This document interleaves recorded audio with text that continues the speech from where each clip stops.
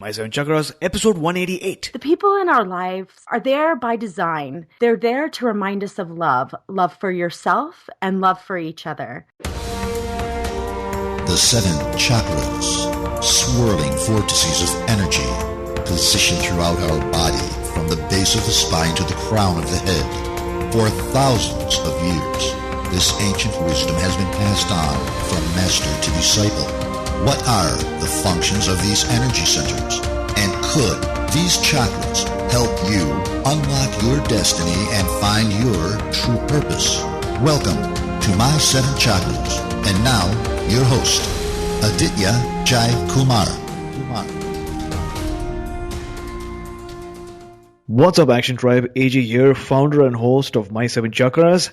Not 6, not 8, but 7 chakras, where we dive deep into the ancient world to uncover nuggets of wisdom that will help you uncover your true self. Before we move on to the main portion of today's session, let's listen to our latest iTunes review written by Afro Universal, who writes, I'm learning so much about people, chakras, and my inner energy. Please keep doing what you're doing and never stop. You are helping people. Smiley. Action Tribe, I'm so glad that you guys are enjoying the interviews that I put out, and I won't stop because this is my calling. Now, if you want your review to be read out as well, make sure you share your views and your experiences in the form of an iTunes review. How do you do that? It's simple. If you're on your podcast app on your iPhone, just hit reviews and then hit write a review.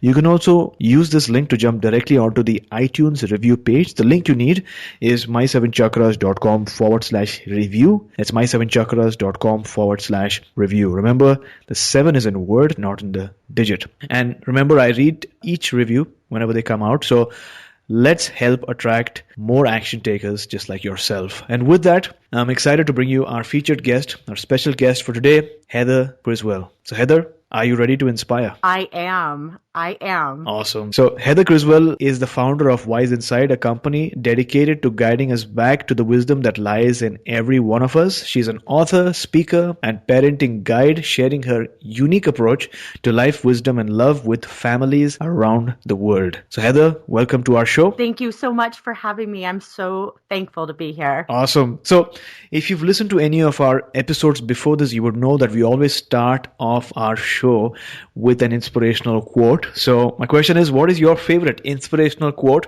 and how does that apply to your day-to-day life? Well, my favorite quote is actually from my mother, and I featured it in my book, and it's actually been picked up a couple of other places already, but it's a really beautiful quote that says, the people in our lives are there by design. They're there to remind us of love for yourself and love for each other.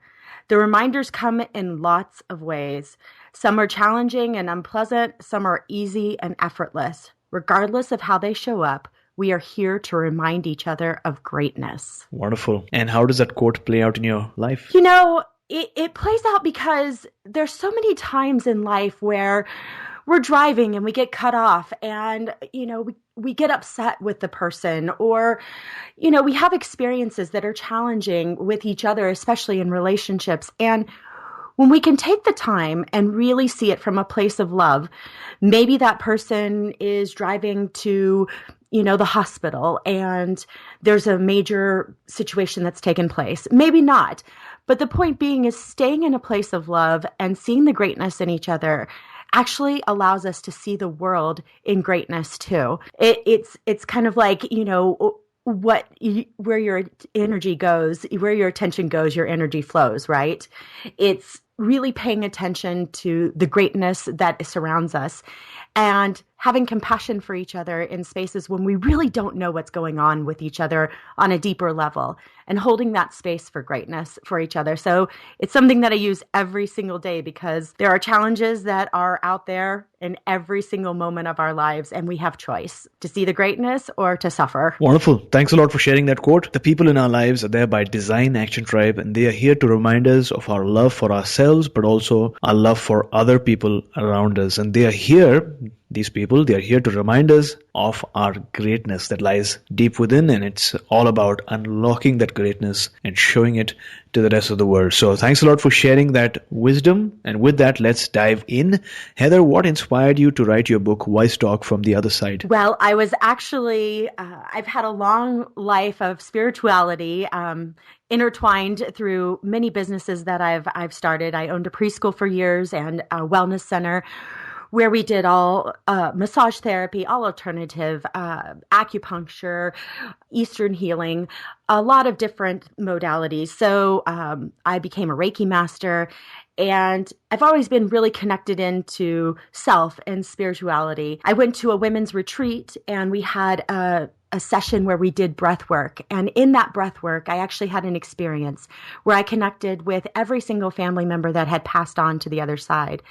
And the backstory is that I've actually lost every single family member in a span of about 12 years. And literally pretty much orphaned on this planet, if you will. No grandparents, aunts, uncles, mom and dad passed away very young. So I had this opportunity to do breath work, and I actually connected with them on the other side. And within this time frame that we had to do the work, I heard so many nuggets of wisdom, and they actually just talked to me about the other side and talked to me about this side. What is it about here? What is this life for? Why are we here? And they fed me so much love, and basically wrapped me in love, and gave me so many nuggets that they said that it needed to be shared in a book. And it was a beautiful experience. I cried. It was amazing. And I said, I'm not writing another book, because I had a previous book that I wrote that took about 1.5 years. So I said, I'm not writing another book. And went back home, basked in the love. The ability to connect with them on the other side was a gift that was given to me. And this nagging kept coming about writing this book. And I literally talked to a friend, and she said, look, nothing's going to happen in your life until you write this book. So I sat down every night for 13 nights and wrote the entire book. The editing process and design and all that obviously took a lot longer, but the actual writing of the book took 13 days. And the book is structured that every immediate family member, my mother, father, both sets of grandparents, and the babies that we had miscarried and lost, and even our pets that we had lost, communicated with me on the book to share their wisdom from the other side, and how do we integrate that wisdom here on this planet. So that's what the book is all about. Got it. So you mentioned that you had a preschool, a wellness center. At one point, you became a Reiki master. You attended a women's retreat, and during which you were doing breath work. And at that point, you connected with your departed loved ones. So firstly, losing so many family members in such a short period of time is an experience that very few people can relate to, and is a situation that is so challenging and is tough. How did that make you feel? Well, it was like in a boxing ring, right? And I got hit, and I'd get knocked down, and I'd stumble back up and literally get knocked back down again. And they were very close to each other. So I'd have a miscarriage and lose a set of twin babies. And then my mother passed away, and then, my grandmother passed away, her mother, and then my mother, and then another set of babies. And it was just our dog, my grandfather, my grandmother, my father. It was just back to back. So it just felt like I kept getting knocked down. And each time it got harder and harder to get up. And it's the kind of grief that is unexplainable. And we all process grief very differently. But my goal for this book is to help people walk through that grief, and not just grief, but loss in any way. The book talks about bullying and, divorce. So it's a all encompassing of how all these people fit into my life in particular. And the story, it tells the story of why these people were here, why behaviors happened, and how do we process that. So it all happened in divine timing is my point. At the time when it was happening, it was so painful, I couldn't see that. It just took years for me to get to this point.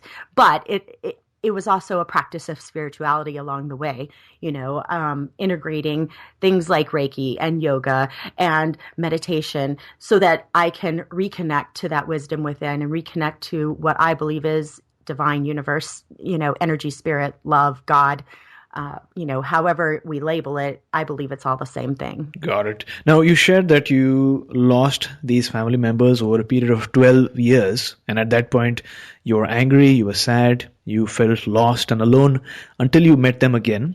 So what's the story behind the breath work that you did? Could you walk us through what exactly happened? And were you expecting this experience? No, not at all. I have done breath work before, and breath work is basically just taking really focused, inhaled, deep breaths into the body and allowing your body to just kind of fall into space and love, and really connecting back into your source energy, whatever that is. I've done breath work before, but when I went to this women's retreat, it was different. And I had little signs that were coming to me. Like when we first started, I heard just in the back of my head, and I've believed in signs. My parents have always given me signs through license plates or, phone calls or songs on the radio. So I heard in the back of my head, go over by the door and lay down there and do the breath work there. And when I did, I started breathing in deep, and they have some beautiful music, and there's coaches that coach you along the way, but it's a very focused breath. So kind of the outside world is eliminated, if you will. And literally, as I was coming into my own self and taking those breaths and really connecting to the divine wisdom within, I visually in my mind saw my parents walk through the door and my grandparents follow them, and they literally circled me. My father was on my right shoulder, my grandfather was on my left, my grandmother was on my left, my other grandmother was on my left hand, foot, and they circled all the way around to my mom on my right hand. And they literally told the story of their lives as I was laying there, why they were in my life, why we were together, what it all meant. They asked me if I had any questions about the great scheme of life. And of course, in the moment, I was like, how do I lose weight? And they laughed because they were like, you have the whole universe in your hands of questions and you ask about how to lose weight. And I was like, but yeah. And they actually explained that to me too. They said, you have extra weight because you're about to get really, really busy. You're going to write this book. You're going to be on speaking tours. There's going to be so much going on that you literally won't have time to eat. So be okay with where you're at now. So they kind of gave explanations as to my grandfather was not a very nice man to me. He was very abusive. And my grandfather explained why we had that experience together. And what it was actually teaching me was that even your own family member, when they are supposed to love you, we still have to find that love within ourselves. We cannot rely on the external world to give us that love. We have to know it for ourselves. So that was his role in my life. And he apologized and he said, that's not what I wanted, but that's what had to happen in order for you to be able to stand on a stage and take all the trolls and the people out there that are going to say that you're wrong or not doing it right, and to stand firmly in who you are and what you believe. That was my purpose in your life. So something so terrible and tragic in the moment of living it, where he was incredibly abusive, turned into something really beautiful and healing, and allowed me to embrace that experience for exactly what it was, just an experience, to help shape me into the human I am today. Mm-hmm. So they all kind of gave their wisdom. They wrapped me in love. They said that we have it all wrong, that we can actually heal our bodies instantaneously, but we haven't accepted that yet. And they said that's coming. So they gave some really beautiful clues to what's coming too.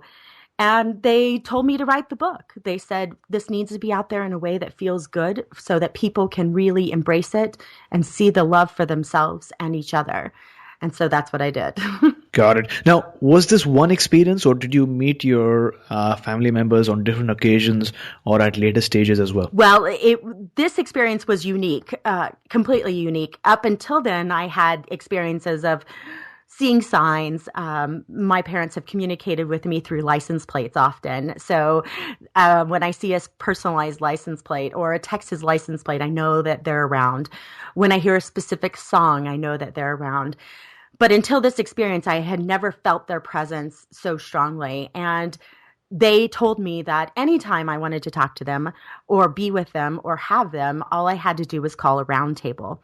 And that round table was literally my entire family coming and sitting with me and discussing whatever that is that I wanted to discuss. And so I've used it over time. I've had friends that family members have passed on and been able to chat with their family members through my roundtable experiences. So I continue to connect with them. And now it's just instantaneous. I can feel them circle me. And at the time, they laughed. My mom said, "We're always with you." And every single one of my family members said, "Well, that's not necessarily true. We're with you when you want us to be, but your mom, she's always with you." So I thought that was kind of funny. You know, we can call on them at any time, but sometimes they stick around too. So do you believe that these people are your spirit guides? Absolutely. Absolutely. I think that, they help guide me back to the wisdom that lies within. And I think that we all have different experiences of that. Some people say angels. Some people say spirit guides. Animal guides. We all can have a label for it. But yes, I absolutely think that we're not alone on this planet, that we have so many ways to access spirituality and access love from many dimensions. And, our loved ones that have crossed over, they don't leave us. They don't leave us. So I absolutely believe that they are part of my spiritual guidance every day. Absolutely. Got it. Now, on the same topic of, spirit guides, you've interacted and, had communications with people who are familiar with you, right? Your family members, and they said that they are watching over you and they're not there all the time, but whenever you want them to be there. Have you dived deeper to understand if there are some of your spirit guides who are sort of strangers, right? Because that tends to happen also. People who you've never met but are still your spirit guides who have been chosen or are part of your contract to guide you? Absolutely. Absolutely. And I think that, it gets a little challenging to wrap my physical brain around it because, we're here on this planet. But I do believe that, yes, I believe in past lives. I believe that we've traveled together in many times together. And I think that there are a lot of guides. I've been introduced to a couple of them through some other experiences. But for me, the biggest source of guidance is my family. And now, again, that's people that I've been traveling with probably forever. And they might show up as spirit guides in different forms in other ways, but my physical mind wraps it around my mom and dad that passed away. But yes, I do believe that there are more guides, more people watching out. I actually believe that there are more, call them angels, guides, spirits, watching out for us in every way, shape, and form, more than we have ever seen with the eye. Yesterday, in fact, we were pulling out of a park and my husband, stopped and he was looking both ways, obviously, to cross the street in his truck. And a truck came around the corner and literally was going 55 miles an hour, ran the light. And I in that moment, I was right behind him in another truck. We were following each other. And I just said, "Angels, move the car, move the car." And I don't know how it happened, because it should have been a crash, but the other truck literally moved seconds and the collision was avoided. So I don't know, but what I will say is I'm incredibly grateful for it. I can't see it with the human eye, but I know it with the human heart. So you spoke about these signs that you get, these nudges that you've been receiving all your life. And I'm sure that many of our listeners do or have experienced these synchronicities as well. In your experience, could you give us an example of a synchronicity or a sign that you received that sort of validated to you that, yes, someone is trying to communicate with you? Yeah, absolutely. I mean, there's so many of them, but the one that really changed my life was, I was young. I was in my early 20s, and my grandmother, my maternal grandmother, was very, very ill in the hospital. And she lived in Texas at the time, and I lived in Las Vegas, Nevada. And I had talked to my mom, and I said, "Is she okay?" And something kept nudging me. "You've got to go out and see her. You've got to be out there." My mom's like, she's fine. Don't worry. We'll get through this. I'll let you know if it gets worse. And so eventually I just couldn't shake it. And I was pulling into a fast food restaurant at the time, Burger King. Yeah. And I said, God, please give me a sign. Let me know that if I need to go to Texas, please let me know I need to go to Texas. I need to go. Just give me a sign. And I literally pulled in, and the drive-through, the car in front of me had a Texas license plate. And I was in Nevada, which, for your listeners that may not know the context of but that's like 2,000 miles away. So it was a pretty decent sign very quickly, might I add. I literally asked the question and it was right in front of me. And I never forgot that. And so when my mom passed away, I would see Texas license plates no matter where I went. We adopted our child in a foreign country, and there was Texas license plates in international foreign country in a restaurant. I've been to every basically state in the country, find Texas license plates no matter where I go. So she actually also too kind of kept mail coming to our house with her name on it for almost, I think it was like 8 to 10 years. We got mail from her, and we had moved quite a few times, but we always got mail addressed to her in our mail, which we had no idea how that happened. So There were just beautiful signs. And when my father was in hospice, he said, I don't think I can do the mail thing, but when I die, know that, you'll see Nevada license plates. I said, okay. And I was in California at the time, and I'd see Nevada license plates all the time.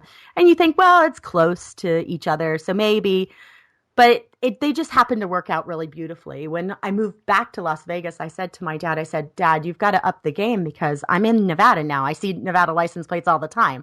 I said, now you have to do personalized ones. And lo and behold, every single day, I see a personalized license plate. You are greater. You are love. I was having a really hard time the other day, and I just turned the wrong way. I literally went down the wrong street, and I was so mad at myself. And I was like, "Gosh, why did I turn this way?" And I looked up, and my favorite car is a Jeep. And so there was a Jeep, and it had a license plate that said "Love Life," and it had a rainbow tire cover in a circle with a peace sign with dog prints inside. So it was pretty much everything I love. Rainbows, love life, Jeep, dog prints. And I just laughed and I said, thanks, Dad. I really, really needed that. And it just showed up. It literally just showed up in front of my eyes because I turned, quote unquote, the wrong way. Got it. So for someone listening to the show right now and wants to have more of these synchronicities and wants to receive or acknowledge more of these nudges and signs that they are receiving, is this something that they can consciously affect? And if yes, what can they do about it? Absolutely. The biggest thing that I have learned is to ask. Ask for what we're wanting. So to say in that moment, look, I really need a sign. And it can show up in a song. It can show up in a billboard. It can show up with a lucky penny on the ground. It can show up with feathers. I need a sign to let me know that you're here, and how can I communicate with you? And to take a moment to really breathe into that, into our heart, not breathe into our belly, but breathe into our heart. The ability that we all have to connect to that spiritual presence that's within us and outside of us. And when we do that, then we can actually hear, and some people may say their voices in your head, say what you will, but if it's helping you, it's there on purpose. And so, show me a sign and then be aware, pay attention. Instead of being so frustrated and angry that you made a wrong turn, look around. Is there anything that you see that could give you a clue that they're helping you or that they're there or something that you need in that moment? Maybe it's somebody just standing on the porch smiling. Maybe you just needed to see love in the air. Maybe it's kids playing and seeing joy, whatever that is. Like, take a moment to actually check in with yourself. What am I seeing here? And what's the possibility of it meaning something? And a lot of people say, well, you're just making stuff up. And here's the deal. I don't care if I'm making it up. It feels good to me, and it's helped me cope with losing every member of my family on this planet. So I'm not in a hospital. I'm not in an institution. I am doing my best to share my wisdom and love with the world to help people feel better.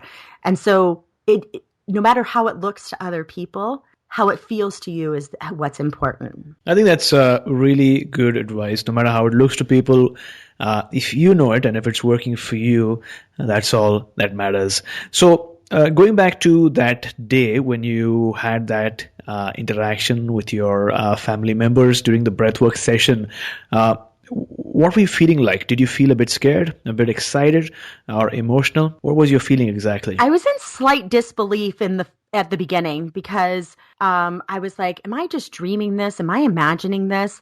And they were very clear, and I actually felt their hands on my physical body. And that's hard. That's a hard concept for me personally to wrap around because they're not here physically. So, but we are all energy, and I believe that they have the ability to connect in energy space. So it was a little uncomfortable for me because it was an experience I had never had before. Once I set down that uncomfortable feeling, I realized, oh, this is what real love is. This is what it feels like to be wrapped in love. And they literally, in that moment, also said to me, look, you guys have the ability to spontaneously heal. We're going to show you. And they said, any ailment, anything that's going on your body right now, we are literally just going to wrap blankets of love around you and surround you in a cocoon of love. And they did that. And I felt this energy in my body that I've never felt before. And I've, of course, I like I said, I've been a Reiki master. I've taught Reiki, I've been a teacher of Reiki. I've done massage therapy, energy work, you name it. I've done it, cranial sacral work. So, but I've never felt an energy like that, not from anybody, not from myself. And what I realized is that we have only tapped in a small amount to the universal energy that's available to us at any given time. And that's what they actually taught me. So when I was in it, it just felt like just beautiful love. And love is such a easy, simple word for what the experience is. There's really no way to explain it other than to experience it. And, the truth be told, it was an experience that rocked my world after being, in the healing space for many, many, many years. It rocked my world. Absolutely. Got it. So you said that there's no way to really explain it that well, but to experience it yourself, right? So what advice do you have for someone who has recently lost a loved one and is desperately wanting to get in touch with them once again? That's a great question. And I think a lot of people, we are taught to look outside of ourselves, find a psychic, find a healer, and I'm not discounting people supporting us on our journey. What I will say is that it's really important to reconnect to ourselves in that moment, to say, I have the abilities within me, and maybe I literally just take a moment to take some deep breaths for myself and do my best to connect with them and really feel their energy and space. And so how that looks is taking a few deep breaths, remembering all the beauty and the love that you had for that person and asking them to join you. And I have a few rituals for myself. I light a candle. I have a light that says love. I turn my light on that says love. I put my hand over my heart to make sure that I'm connected to a beautiful, loving space from heart to heart connection. So there are some real steps that I take in order to get in that space. But it's not something that we have to be taught or that somebody has to do for us. We can actually do it for ourselves. Light a candle, find a beautiful space, be in a grateful, loving mindset where we lay down and take a few deep breaths. I really want to connect with you, Mom. I've missed you. I love you. And, I've loved who you are. And can you just come with me and sit by me, and start really small, because I've actually had my parents show up and say, we're here. And if you want to, you can see us. And I've denied them. I said, no, I'm not ready to visually see you yet because I'm not there yet for me personally. I like hearing them, I like feeling them and experiencing them, but I'm not really yet ready to see them, if that makes sense. Because it's a little bit more than my mind can handle right in this moment. But I have a feeling before I leave this earth, I will actually see them visually. I just haven't got there yet. So take what feels good to you is the point, right? It doesn't mean it's right or wrong that I should or shouldn't see them. I'm not ready for it. So just experience what you're ready for and know that in your heart that I really would like to hear you, or I'd like to feel your presence, or I'd like to have a sign, and have those conversations. And I promise you will see results. Beautiful. So Heather, how has Reiki impacted your life in all of this? Well, Reiki, I stumbled across when I opened my wellness center, and I was a massage therapist, and I was just exploring a lot of different options, alternative healing. And I found a Reiki master that I absolutely loved. And I literally took every class I possibly could and became a teacher. And what I've realized with Reiki in particular is it's not something that we necessarily have to learn. And contrary to, obviously we have Reiki teachers, but I think they're just reminding us, if that makes sense. I think we all innately have a Reiki sense about us, because Reiki is just in my opinion, is sending energy and love to the spaces that feel dark and lonely, sad, need help, need healing. So I think we all have that ability and naturally have that ability, especially in moms, right? When a child falls and skins their knee, if you watch a mom intuitively, they usually put their hand over the owie, if you will. Okay, we've got it. And then they apply the antiseptic or, the bandage or whatever. But intuitively, I believe, and I've watched this with moms in particular, or when and somebody gets hurt, we automatically hug them or we provide touch and energy exchange, if you will. So I think that it's available to all of us. And we just, again, need to tap into it. And often Reiki masters, teachers can help us re-access that wisdom within. But I believe it's a wisdom that we all have. And it was one of the greatest gifts of my life because it helped me realize that we all have this energy between us, that we have the potential to help each other in beautiful ways. And I think that that's what makes Reiki so special and beautiful. Amazing. Thanks a lot for sharing those inspiring stories. Now, for someone who wants to take action right away, what is that one action step you'd like to recommend for our listeners? The one action step I would recommend is really asking yourself, what am I wanting? And that's a different question than what do I want? What do I want kind of puts it out there in a way that is, in the future or not in the present, in the now. When we ask, what am I wanting? That's asking the universe right now, asking self right now, what are you wanting right now in this present moment? So if you want to connect with your loved ones, what am I wanting? I want to connect with my loved ones. How can I do that? I can ask. I can do some breath work. I can meditate. These are the things that I can do, but we have to be clear on what we're wanting in every single moment, in a relationship, in friendships, with physical things. So that's the question I ask myself always. What am I wanting? Because it gets us in touch to our own wisdom within, not externally, not what my spouse is wanting, my child's wanting, my friend's wanting. What am I wanting on this planet right now? And that's, I think, the key to feeling good, because when we tap into what we're wanting, we access wisdom and we acknowledge our own greatness and we are able to shine for the world. So Action Tribe, to access the show notes for today's episode, visit my7chakras.com/188. That's my7chakras.com/188. A man with outward courage dares to die. A man with inner courage dares to live. This is an amazing quote by Lao Tzu, who wrote the book Tao Te Ching. Action Tribe, I want to let you know that you are a brave soul. Why am I saying that? Well, the very fact that you're listening to this episode means that you're actively taking steps to overcome your challenges and find solutions. And I know it's not easy because you are a warrior, action taker, because you have that inner courage and determination that makes you want to be more and live more. And for that, I salute you. So Heather, talk to us about a time when you personally experienced a major life challenge. How did you enter that situation? And then what steps did you take to overcome it? Well, there's been a lot of major life challenges in my life. One of the biggest life challenges that I've had is finding my mom dead, basically, in her home.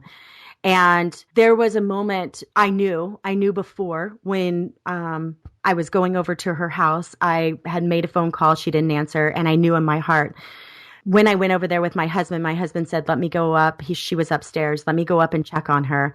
And he was standing at the top of the stairs and he just looked at me and he shook his head. And I ran up there and I knew she was gone. And we got on 911 and they were yelling at me. They said, do CPR. And of course I knew CPR all my life. And I started doing CPR.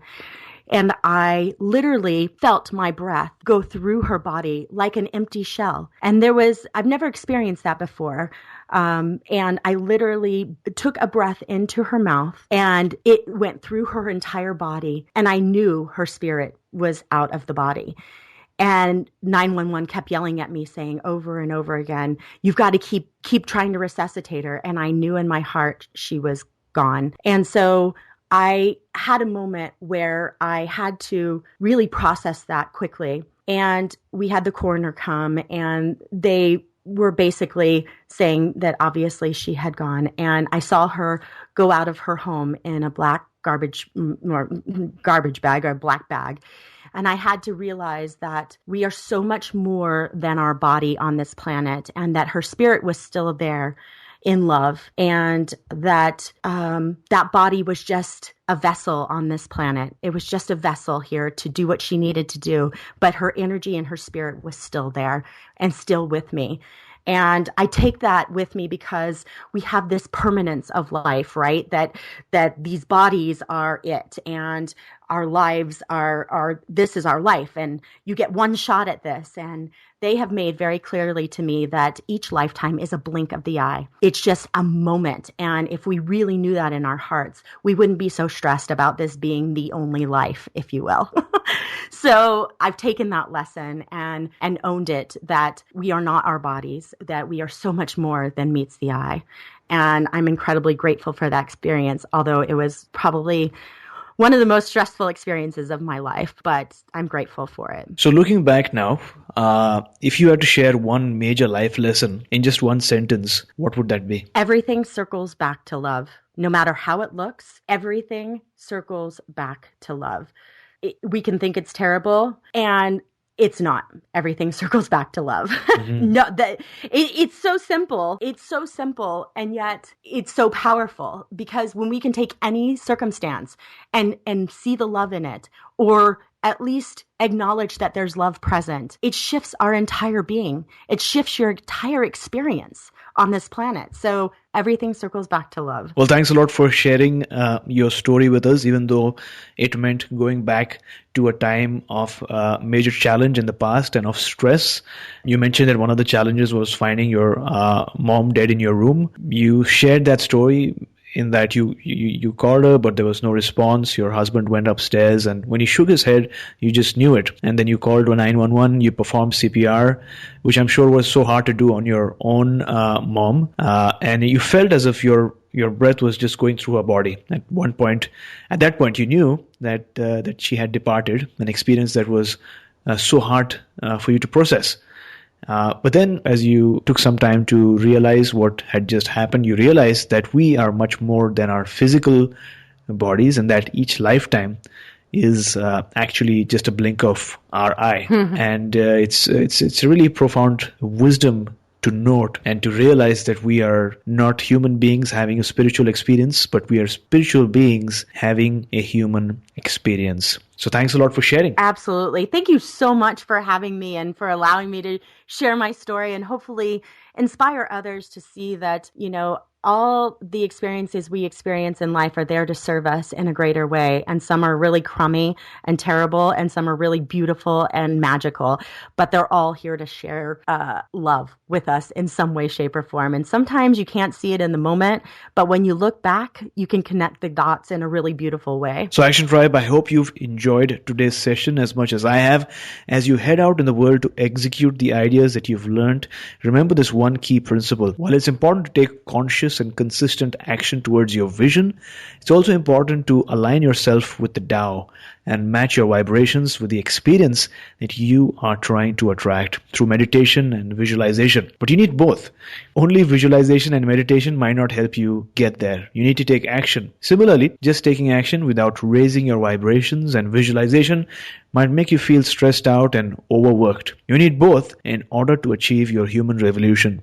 And that's probably why Paulo Coelho wrote this statement in his best-selling book, The Alchemist. He said, when you want something, all the universe conspires in helping you achieve it. So you need to align yourself with the universe.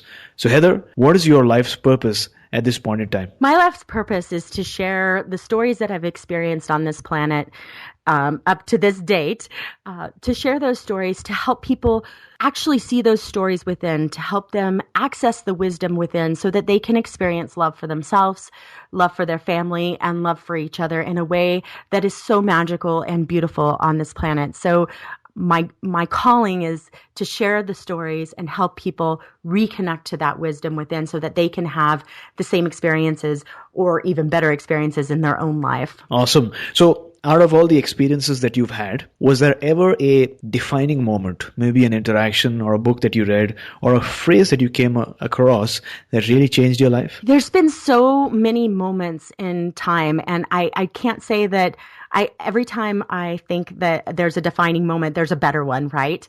But what I will say is I had an altercation with a family member just recently, and they were basically discounting my wisdom.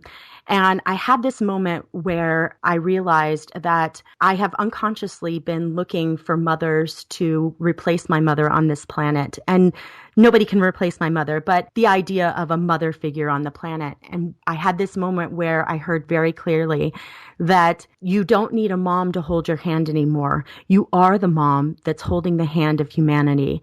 And so be the mom to humanity. And that was literally just yesterday. So it's fresh in my head, but it's really about owning that we are here on purpose, each and every one of us. And it's our job to share our greatness and our wisdom and our light and our love with the world in a way that is unique to us, however that looks. And so I just encourage people to own that for themselves. And for me, I am owning that, yes, I will help be a mama to humanity. I will share my wisdom, my love, my inspiration to inspire others to reconnect to that love within so that you can experience joy and love and light on this planet. Well, thanks a lot for sharing. And with that, we've arrived at the last round for today, the wisdom round.